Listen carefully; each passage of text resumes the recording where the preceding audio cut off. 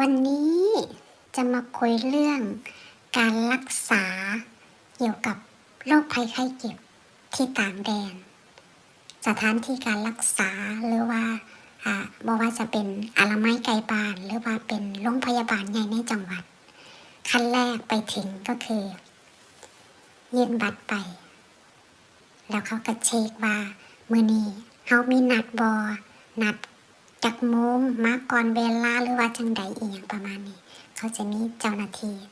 คอยเช็คอยู่ข้างหน้าก่อนส่วนรายการจ่าย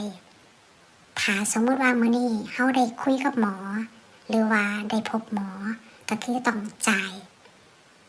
ยังไงก็ต้องจ่ายเสร็จแล้วก็ไปนั่งรอตามวันและเวลาที่หมอนัดเฮาการรักษาเบาถึงอาการเจ็บป่วยหรือว่าโรคภัยไข้เจ็บมันก็จะมีทั้งแบบป่วยแบบนอนเตียงแล้วก็ป่วยแบบติดเตียงแล้วก็ป่วยแบบสามารถเดินเหินหรือว่าใช้ชีวิตปกติได้อันนี้ก็เป็นอาการป่วยด้วยกันแล้วก็ต้องเป็นการรักษาแบบต่อเนื่องเป็นอีหยังที่จุกจิกสิไปไสมาไสก็ลำบากก็คือต้องคอยมาตามเวลานัดของเขาถ้าสมมติว่าพาไปแล้วครั้งหนึ่งบ่มีการติดต่อหรือว่าบ่มีการบอกเหตุผลว่าเฮาบ่สามารถมาตามนัดได้มื้อนั้นเพราะหยังก็คือหมดไปถ้าจะไปรักษาใหม่ก็คือต้องไปเริ่มต้นใหม่อีกประมาณนี้ก็เลยเป็นการรักษาต่อเนื่องแบบกระจุกกระจิกแบบน่าเบื่อเที่ยวไปเที่ยวมายุงเสียประมาณเนี่ยเขาเอิ้นหรือว่าเขาเรียกให้ไปเฮ็ดหยังไปตรวจเลือดเพิ่มตรวจอุจจาระปัสสาวะหรือว่าจะตรวจอีหยังตามที่เขาเอาไปตรวจแล้วเขาพบพออีหยังเสียเขาก็มาแจ้งให้เฮาทราบแล้วเฮาก็ต้องเข้าไปตามบางเทื่อก็นัดไปฟังผลนัดไปคุยนัดไปเว้าเฮาจะรักษากันแบบใดหรือว่าเฮาจะอีหยังประมาณนี้ส่วนมากการรักษาอยู่นี่คือคุย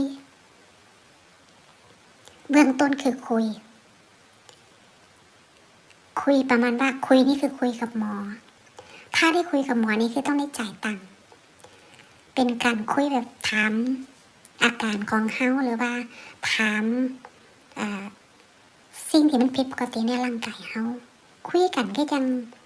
เพื่อนพี่น้องถามข่าวเฮาเป็นยังไงสุขสบายบ่อีหยังประมาณนี้โดยที่แทบบ่ได้ตรวจหยังเลยบางครั้งนี่บ่ได้อีหยังนั่นน่ะเลยคือไปนั่งคุยแล้วก็กลับประมาณเนี่ยแต่ทุกครั้งที่ได้เจอหมอคือได้จ่ายแต่มันดีก็คือว่าการรักษาต่อเนื่องหรือว่าการรักษาไปเรื่อยๆกระจุกกระจิกเนี่ยมันดีคือเฮาบ่ได้จ่ายอีหยังหลายมันเป็นสวัสดิการของรัฐบาลเขาโดยเฉพาะพวกเกี่ยวกับโรคร้ายแรงเนาะพวกโรคมะเร็งหรือว่าโรคอีหยังที่มันค่าใช้จ่ายหลายๆอีหยังเสียคือเฮารักษาฟรีกันไปตรวจหรือว่าการใส่อุปกรณ์เครื่องไม้เครื่องมือเนี่ยมันสะดวกมองนี้แต่ถ้าเป็นรายยิบรายย่อยเนี่ยคือไปบางครั้งบางคราวหรือว่าไปแค่พบหมอหรือว่าไปแค่เวลาเขาผิดปกติหรือว่าร่างกายหรือว่าจังไรล่ะ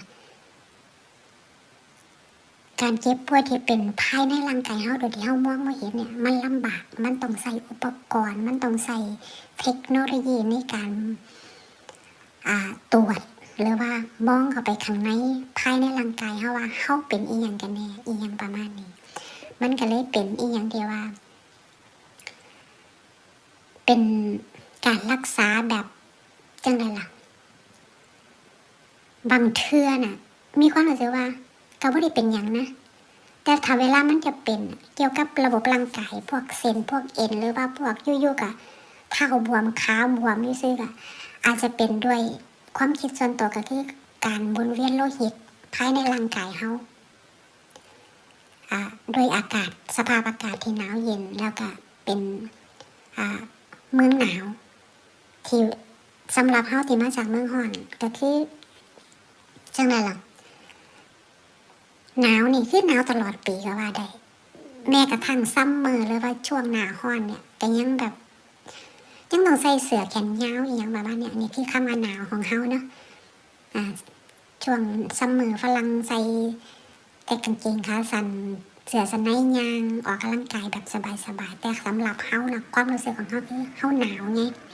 ของเขาอาจจะเจอความหนาวมาตลอดชีวิตแล้วฮอตซัมเมอร์ที่อุณหภูมิ15-20นี่คือแบบจิบๆสบายๆประมาณนี้ระบบร่างกายแต่ละคนอาจจะบ่คือกันไม่ยูนรุ่นโดนก็คิดว่าเจ้าของน่าจะชินชาในสภาพอากาศที่มันหนาวอยู่ตลอดเวลา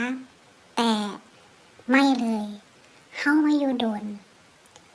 มันมีความรู้สึกว่าพอเฮาอายุเริ่มหลายขึ้นระบบร่างกายเริ่มเปลี่ยนแปลงหลายๆอย่างรู้สึกว่ามันเปลี่ยนแปลงไปหลายมีความรู้สึกอย่างนิดหน่อยหลักคือเหนื่อยง่ายหรือว่าจังได๋ล่ะคือที่เป็นเนี่ยคือเป็นน้ำการหมุนเวียนของเลือดก็ว่าได้อาจจะการหมุนเวียนบ่สะดวกหรือว่าอีหยังสิคือลักษณะของเท้าบวมข้างเดียวแล้วก็สลับข้างไปมาอยู่จั่งซี้แต่ที่หนักก็คือข้างขวาการรักษามันก็เลยเป็นอีหยังที่ว่าใส่กายภาพบำบัดซอยไปนำการออกกำลังกายเข้าฟิตเนสหรือว่าออกกำลังกายอยู่บ้านสามารถซอยได้แต่ที่มันน่าเบื่อก็คือเฮาต้องไปแบบหาหมอแบบจุกจิกแบบน่าเบื่อนัดแล้วนัดอีกตรวจเลือดตรวจนั่นตรวจนี่เลือดนี่จนจะหมดแล้วตรวจจนบ่รู้จะตรวจจังไดเอาไปเท่าใดก็บ่พอประมาณนี้ก็เป็นโรคภัยไข้เจ็บที่บ่อยากจะเป็นมันเป็นอีหยังที่เว้าได้ยากเนาะคือว่าล่ะ